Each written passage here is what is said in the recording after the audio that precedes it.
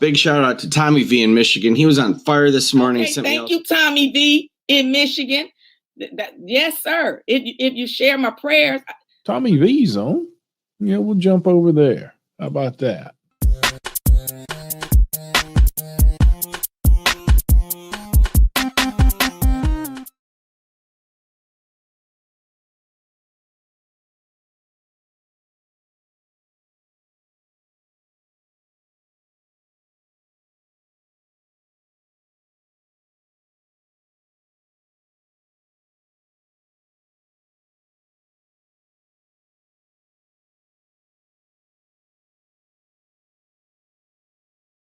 Edward Bell versus Grant and all other occupants. This is a dispossessory.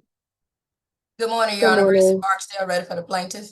All right. Good morning, Ms. Barksdale. Is there anyone here on behalf of Grant, Lyman Grant? Yes. Good morning. All right, Miss Danielle Grant, can you show me your video? Okay, there you are. Yes, I'm sorry. Good morning. All right, so the way this is going to work, Miss Grant, is because Miss Barksdale is here on behalf of the petitioner. We're going to go ahead and hear what the petition is, and then you'll have the opportunity to respond. Okay. I take it that you are one of the all other occupants. Is Lyman Grant going to be present? Unfortunately, he wasn't able to make it. He's at his job right now. Okay. All right. So, Ms. Barksdale, if you'll go ahead and tell me what's the reason for this dispossessory and any amounts related thereto. Your Honor, this is a transfer from the Magistrate Court of Clayton County. This dispossession was initially filed in Clayton County Magistrate Court for possession of the property and all past due rents. This is an estate case, Judge, where the owner of the property passed away in May of 2021. Since May of 2021, my client, who is the administrator, has not collected any rent on this property. The monthly rent on this property is $700 per month, and we are seeking to collect rent from June of 2021 through April 30th, 2024, and that total amount of rent is $24,500. And I have my clients preparing to testify in this case, Judge. All right. You could, where's your client? Turn your cameras on, Bill. Mr. Bell? Okay. Raise your right hand for me. You solemnly swear or affirm any testimony you give in this matter will be true? I do. All right, Mr. Bell, you can put your hand down. Will Mr. Dwayne Bell be also testifying, Ms. Barksdale? He will, Judge. Mr. Bell, right. Dwayne, turn your mic on, please. All right, Mr. Dwayne Bell, I'm going to swear you in right now. That way, Ms. Barksdale can move from witness to witness, okay? Do you solemnly swear or affirm any testimony you give in this matter will be true? I Can do. you hear me? Okay. All right, you can put your hand down. Mr. Bell, Okay. please introduce yourself to the court. I'm sorry. What is your full name? Edward Ralph Bell Jr.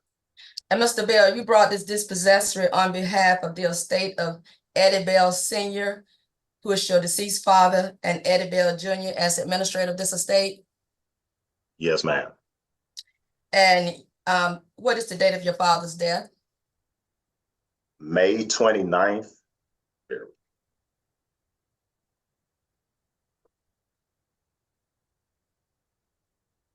I'm sorry. Is that May 29th, 2021?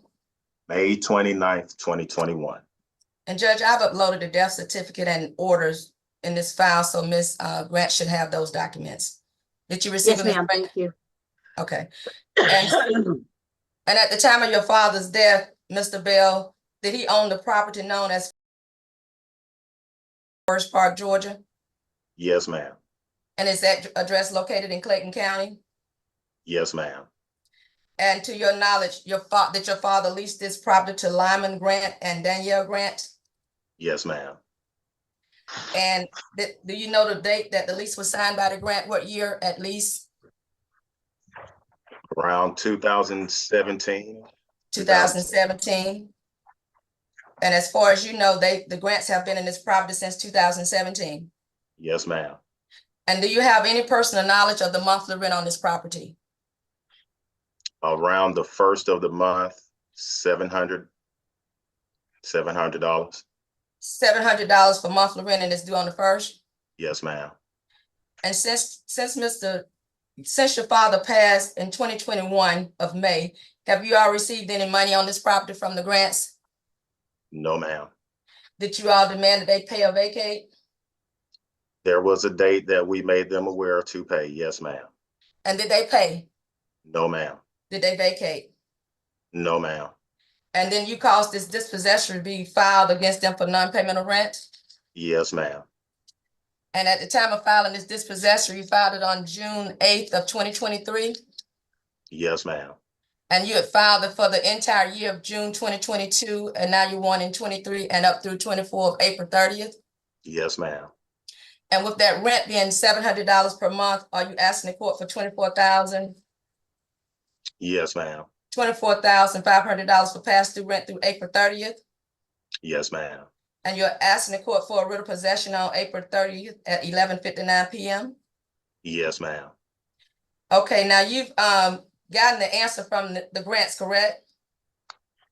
I'm sorry. You received an answer from the grants, right? Yes, ma'am. And the grants are alleging some type of repairs to this property, correct? Yes, ma'am. And do you know if this property has been dilapidated as a result of the grant's failure to maintain it? Yes, ma'am. It has been dilapidated. And how do you know that? We were informed by code enforcement that it needed to be brought up to par. Did you all go to the property to bring it up to par? Yes, ma'am. And what happened?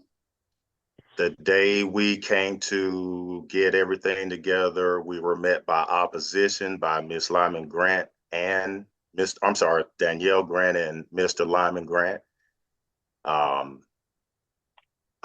A weapon was brandished that day. And Were you all able to bring it up to code? No, ma'am. Now, when you say a weapon was branded that day, was it pointed at anybody or was it just shown? It was shown. Okay. And so when you saw the weapon, what, if anything, that you all do? Stopped what we were doing and called the police. Did the police come to the property? Yes, ma'am.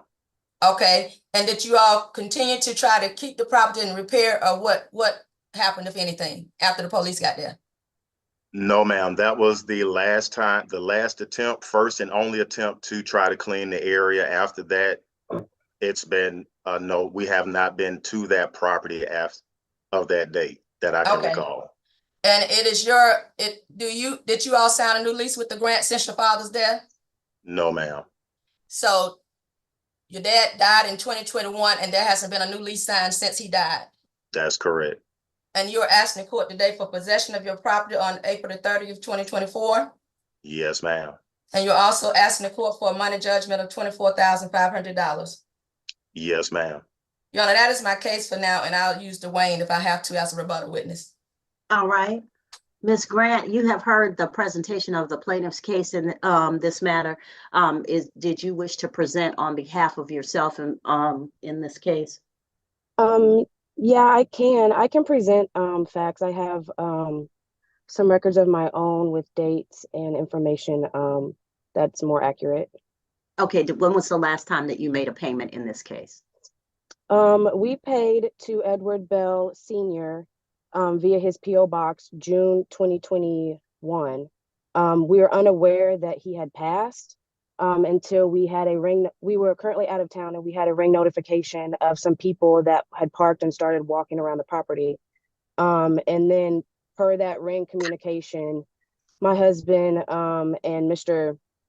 Bell Jr. spoke that his father had passed, unfortunately, and that they were going to take care of the property or whatever the case may be. And my husband gave his phone number for contact, and then we didn't hear from Mr. Bell until October of later that year, and that's when code enforcement, again, we didn't hear from Mr. Bell. Code enforcement came to the property and told us we needed to remove a pool and some tree limbs and things that were on the property. The tree in our front yard had fallen on our house twice within June to October. And we had no way to contact Mr. Bell Jr. on that aspect, but we were made aware aware later on that he knew that the tree had fallen because they had been coming by the property to check on it. But code enforcement came and told us we needed to remove stumps and whatnot. So we did that ourselves to make sure that it wasn't damaging the roof and things like that. And then we got an eviction notice in October of 2022 that they dismissed. We then had the altercation that Mr. Bell is talking about because in our lease, which after our realtor passed away, per Edward Bell, it was a month-to-month lease with payments. So we didn't sign a new one with him, and then he passed away. But we were doing the month-to-month payments for him. Okay, After so that, hold on for me. When you said that you were informed of his demise in June of 2021, did you continue to send payments to the post office box? we did not. So they told Did you him send on the ring. payments anywhere?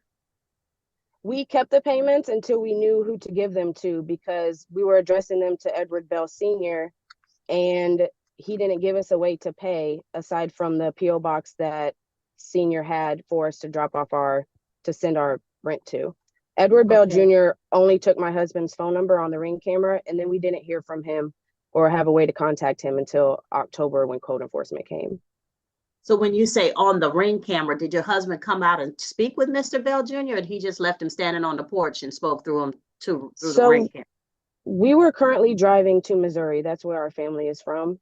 We had a funeral that we had to attend at that time too. So we were driving on the highway from Georgia to Missouri when they showed up on the property, and that's when we communicated through the Ring camera. Okay, and then your husband get Mr. Bell's number?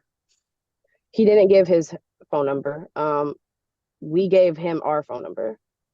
Okay, did you ask in any way what the new arrangement would be for payment? He said that he would contact us and we'd figure it out, and we didn't have a contact for him. And so for what you're saying is from June 21st to this month, they've never told you how to pay the rent? So they've asked for cash payments, but we wanted a record of what we were paying and who we were paying it to. And when he showed up with the police and did a tour of the home after the altercation that he's talking about. And at that time, my husband again asked where we needed to send payment to or who we needed to pay, and also offered up to do rental assistance and gave the information for that. And when my husband logged on to do the rental assistance or to pay again, Mr. Bell hadn't created an account with the email he gave us. So there was no way to do that either. So y'all had been paying before, correct? We had been paying fine. We just wanted to make sure we still had a record of who our payments were going to. We didn't, we had no. That's why you needed rental assistance? No, that was a conversation that my husband and him had at the property. He brought up rental assistance. So my husband said, okay, we could file that and do it that way or whatever you wanted to do. And then when my husband logged on to do that, it wasn't done on the other end. And then they just keep filing evictions. So we've been trying to get out of the property, but it shows that there's evictions filed and court hearings, so nobody's renting. We're not currently at the property now. It's been the mortgage company came and said that it's been taken over by the city. So we just decided to leave the property as what it was. Ms. Barksdale, did you have any questions for Ms. Bell? Yeah, Ms. Grant. I would not prolong this. The only question that I would ask Ms. Grant is that the normal course of paying the rent was through the P.O. box, correct? Through the P.O. box, we would address it to Edward Bell Sr. They said that they didn't have access to the P.O. box, and then we didn't have any information to pay them directly, and I did not feel comfortable paying them cash. Okay, so there is your testimony that since Mr. Bell died that you've not paid any rent, correct? Not to Bell Jr., no. Okay. To anybody? We had kept the payments to ourselves, waiting to be Okay, able then to you didn't deposit pay them. you didn't pay, period. No, ma'am. Okay. All right. Ms. Barksdale, did you have another witness? Yeah, I have nothing further, Judge. Okay. All right, and you said that y'all have left the property? Yeah, we're no longer at the property. When did you leave? We left in March. Of this year? Yes, ma'am. Did you let anybody know that you had left the property? No, we're waiting for the court date so that we could speak with Edward. Okay. Are all of your things out of the property? There's a few like there's a dresser in there and I believe a table, but everything else has been removed from the property. All right, so I haven't heard. Do they want the property that's in the unit? Or is it being No, ma'am. abandoned? No, ma'am. It's abandoned. It can be Okay. abandoned. Yes, ma'am. Okay.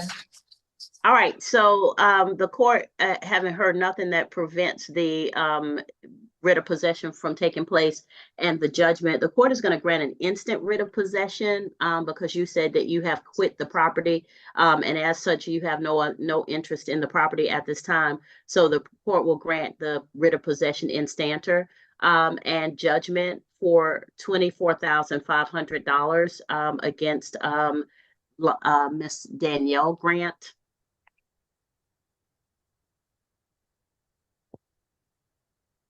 And writ of possession as to all parties named as defendants. Would you like me to send you an order, Judge? Yes, ma'am. If you don't already have one on file, go ahead and send that to Ms. Heath Fortson. Ms. Grant, just as an aside, I'm not sure if you still live in Georgia, but the rule in Georgia is that if you're in possession of the property, you owe rent. Even if there are repairs and things that need to be made, you can let the landlords know that repairs need to be made, and if they don't make them in a timely manner, then you can make those repairs yourself, keep a record of that, and keep a record of the amounts paid, and those can be used as an offset against the rent. But as long as you are in possession of the property, you have to pay. And what concerns me is also the mention of rental assistance. If you have been paying fine up to that point, and you just informed me that your husband is at work now, then the use of a rental assistance program, if you did not currently need rental assistance, could have been seen as fraud. So I'm not sure why you would have needed a rental assistance program if you had been paying $700 a month, which is way below market rent up until that point. So I just wanted to make that point to you. Rental assistance is not for everyone. It is for people who are in need of the program. All right. So, ma'am, you'll receive a copy of the judgment and the writ of possession. I'm sorry, Your Honor, may I ask that the court dismiss the counterclaim with prejudice because she has presented no evidence of damages? She has a $20,000 counterclaim. Yes, ma'am. The counterclaim will be dismissed. I've heard nothing to suggest that a counterclaim is appropriate or that damages should flow in the other direction at this time. Thank you, Judge. All right. All right, Miss. So, yes, ma'am. Ms. Grant?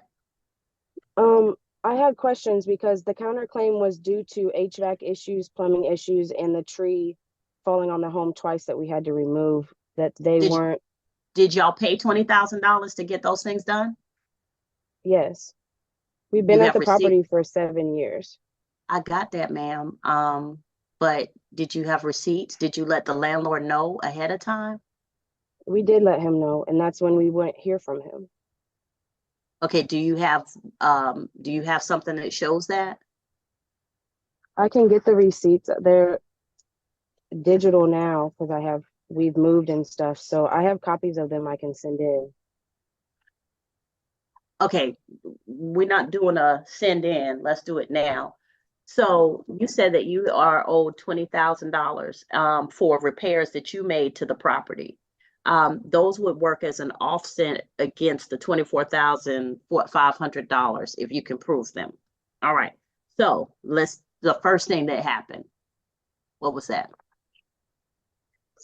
When the tree fell against the roof in the front porch.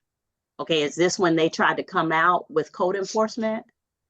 No, this is between the time that they first notified us that he had passed and then code enforcement came in October. This was in June, about a week after they told us that he had passed. So in June, a tree fell. Okay, what happened at that point? We had to That's June contact someone. 2021. Yes, ma'am. Okay, and then what happened? We had to contact someone to come cut that down off the roof and off the front and dispose of that wood. And then in July that same year, the other side of the tree fell against the power line and where the mailbox is on the property.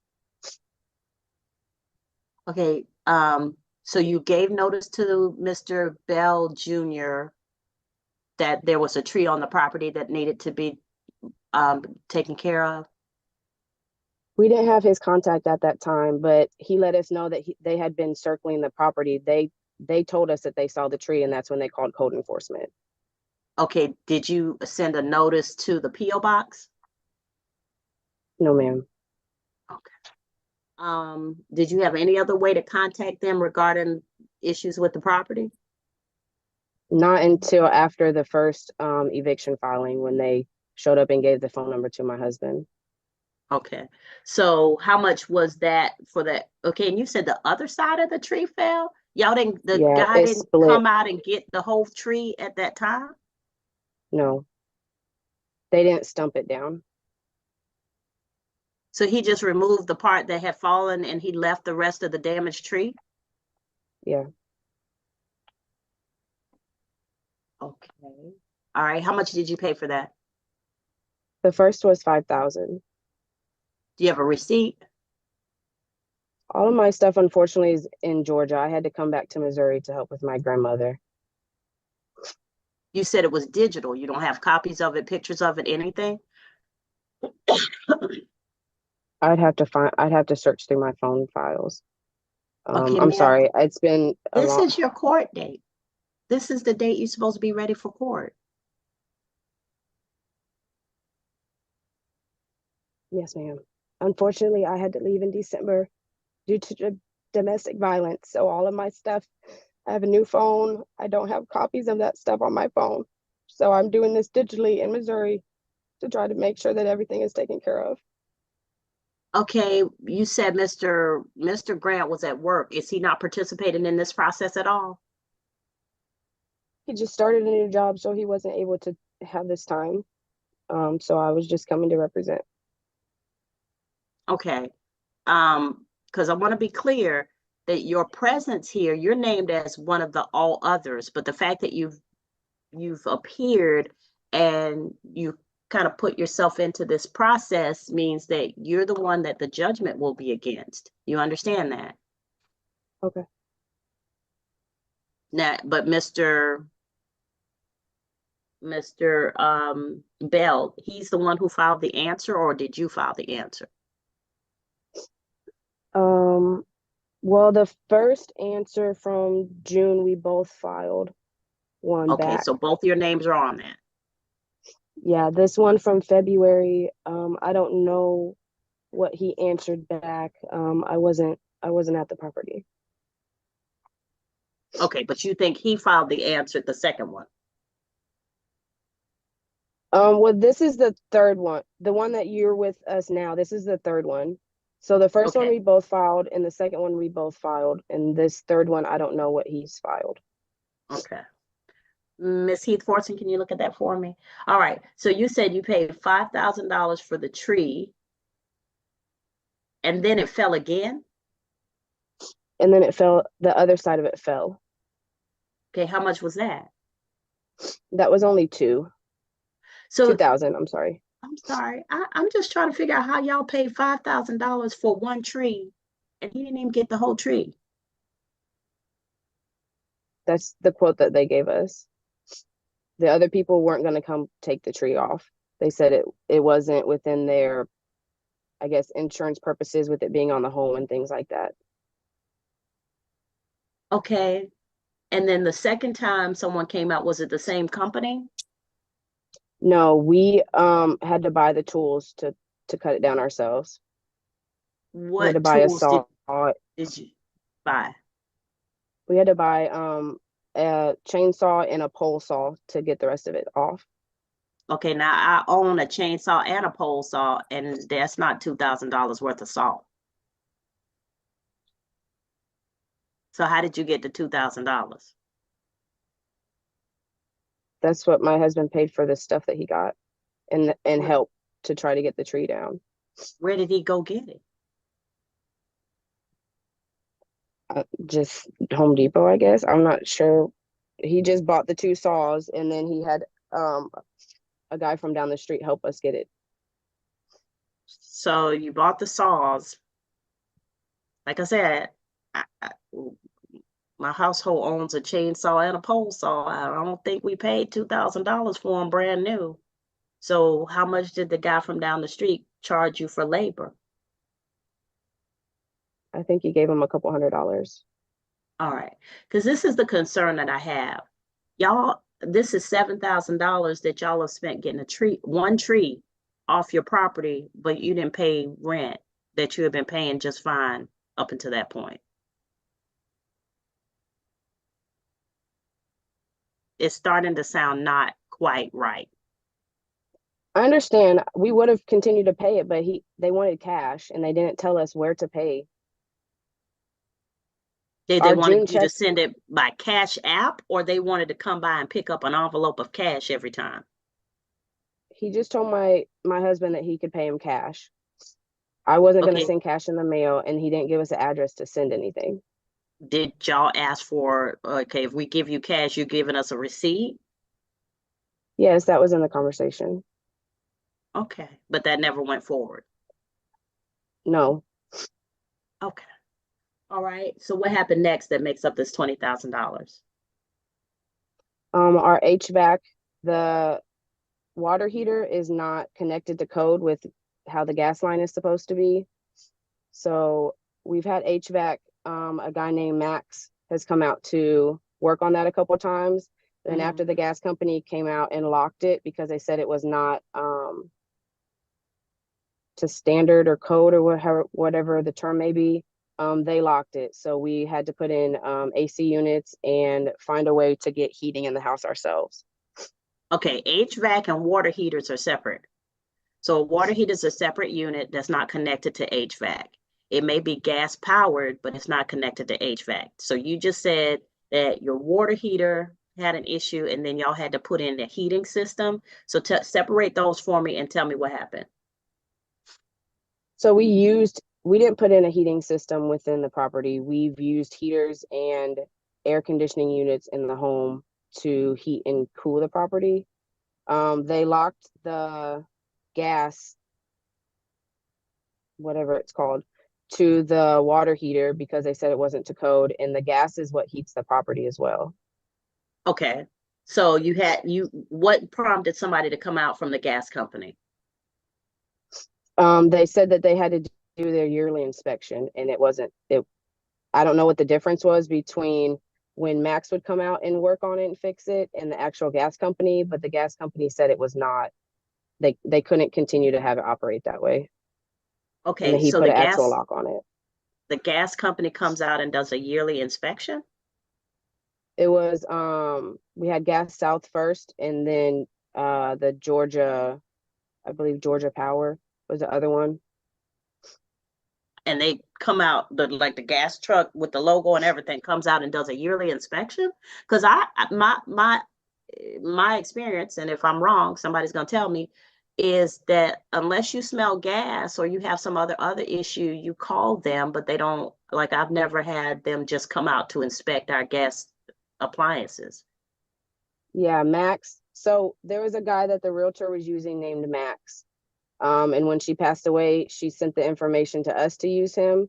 He came out about 2 or 3 times. And then after the last time that he came out, he said, when he found out that Mr. Bell had died, he said, well, I'm not coming out anymore if they're not going to pay me. So that's when we called the actual gas company to come check it. All right, and when the gas company came out, they said they found a problem with the water heater. Yeah, whatever's connected through that gas line, they turned that off. They locked that. Okay, so that meant you didn't have hot water? Not until we were able to get it like switched over.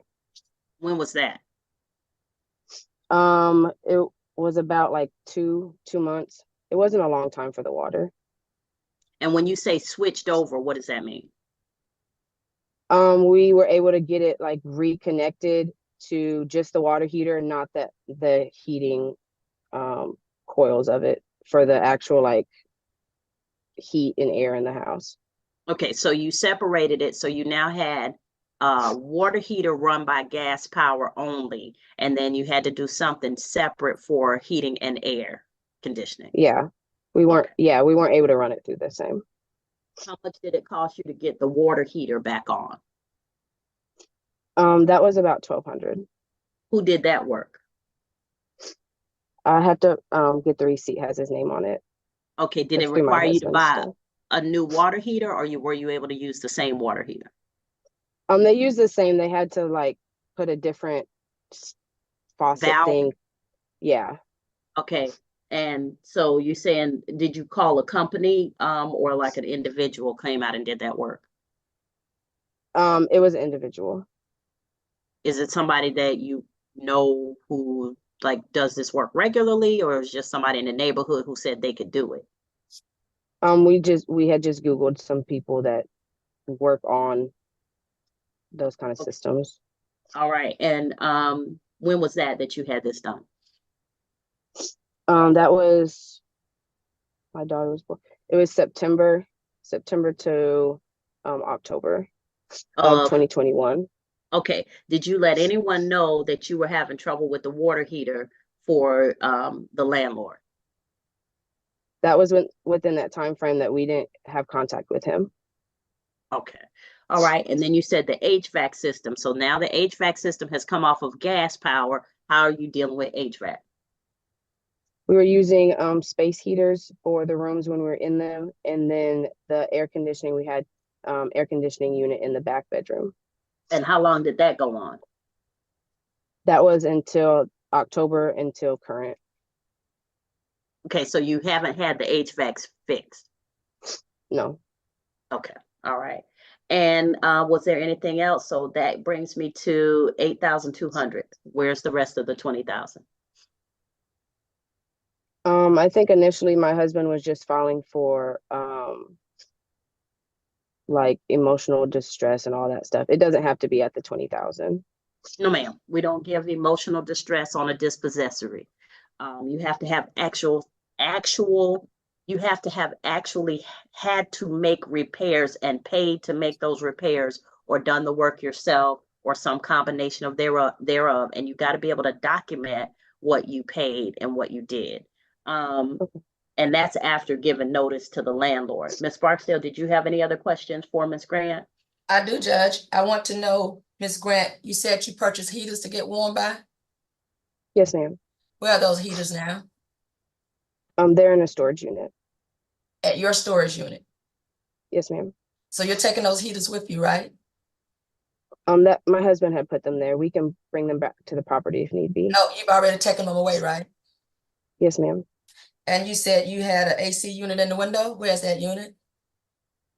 I'm not sure if it's still in the window or at storage. I can ask him. Okay. And so you, the Bells came by your property in late May after their father died, right? They came June 3rd. Okay, so he died on May 5th. So they came about 3 weeks after he passed, right? Yes, ma'am. And they wanted to know if there was anything going on with the property, correct? Yes, ma'am. And then you told them they had to prove to you who they were, right? We asked, they were just roaming the property that we saw on camera. And that was the only interaction we had with them. But you did tell them you didn't believe they were who they said they were. We didn't know who they were until October is when I asked if I could have proof. Okay. And so when they sent you the order showing that they were the administrators of the estate, did you give them any notice of any repairs on that property? I'm not sure what notice they showed you or told you, but we never received a notice, and we never received the death or any of that information. How did they prove to you that they were the Bell's sons? I didn't hear the first part of what you said. How did they prove to you that they were who they said they were? They didn't. The first proof I had was the eviction notice that had his name that said Edward Bell Jr. And that was filed in June of 2023, correct? That was October 2022. Okay, October 2022, and you've been having these repair issues, correct? Yes, that was his first filing, and that was the first time we had contact where he came with code enforcement, the ordeal that he was talking about, and he immediately filed eviction. We again didn't have a way to pay him, where to pay him at, or proof that he was who he was. So once he filed the eviction, his address is listed on that eviction, that dispossessor, correct? One of them is, I believe, from Covington, Georgia. And a phone number is also listed, correct? On the one from June, but not the one from October. But as of June of 2023, you had an address and a phone number for Mr. Bell, correct? Yes, ma'am. And at no time did you send him any notices about repairs, correct? No, we didn't have repairs. We had those past repairs. We didn't have anything that came up after that. But you never sent him about the repairs that you alleged took place in September of October 2021. We didn't send paperwork. He had a discussion with my husband at the property on it. Did you ever send the receipts to Mr. Bell for any work that someone may have done, any third-party vendor? No, ma'am. Did you ever send in the receipts from anyone moving the tree off the property? No, ma'am. Did you ever send him a receipt itemizing your labor allegedly done on the property? No, ma'am. And then you brought this counterclaim for that amount, but did not attach any receipt showing your damages? Not for, I don't know if he uploaded them, but no, ma'am, not in hand. You didn't upload them, did you? I did not know. And how would I know you're telling the truth about the repairs since you didn't send notice? I have one receipt here, but I don't have the other one with me. What is that They're receipt? digital. What is that receipt? This is for the part of the tree. This one actually says 42, but I don't think he paid that. He didn't pay the guy who helped him with the second part. He didn't pay the 42. He only paid the 12. You only paid $1,200. And who's that receipt from? This was from my husband. So your husband wrote that receipt. To pay him, but he didn't end up paying him the full amount. That he gave us a lower price on the labor. So the third party vendor did not write the receipt. The Your man who husband helped did. him. Okay. So your From the third chainsaw party one, yeah, vendor, not from the first house. your third party vendor who allegedly did the work did not prepare the receipt, right? Yes, ma'am. Your husband prepared that receipt, correct? Yes, after he gave him the payment. And you didn't even pay him the amount that the receipt states, right? Yes, ma'am. Yeah, and I have nothing further.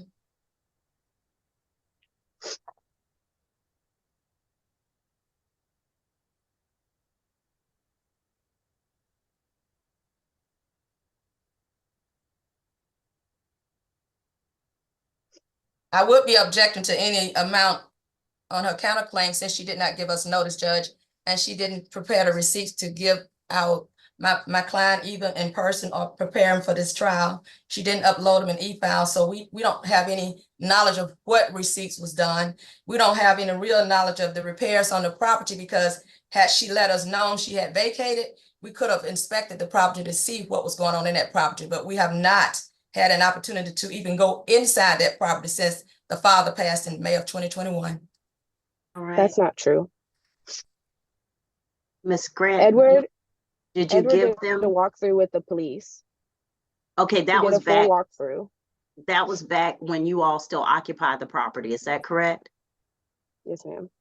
Okay, so he's not seen it since you all left the property. No, ma'am. And when he did the full walkthrough with the police, he was only able to like just walk through the rooms. He wasn't able to look past anything, look in any cabinets or doors or places where the HVAC or the water heater would have been. I'm not sure. I wasn't there. Okay. All right. So at this time, ma'am, I'm going to deny the counterclaim because you didn't give them notice of the amounts. B, you haven't provided evidence of the actual amounts paid. And even the testimony given, the court is not able to rationalize what you say happened versus the amounts that you are claiming. And the vast majority of the amounts you claimed were for emotional damage, which the court does not grant in a dispossessory. Therefore, the judgment in the amount of $24,500 in favor of the plaintiff will stand. The writ of possession is instanter, so the parties are able to go back into the property at this time because you have left the property and you no longer have an interest in the property. All right, we'll give you a copy of the order. Thank you, Judge. I'll submit the order today. All right, and I'll sign that. Thank you, All Judge. right, you may be excused at this time. Thank you, Judge. All right, thank you. Judge.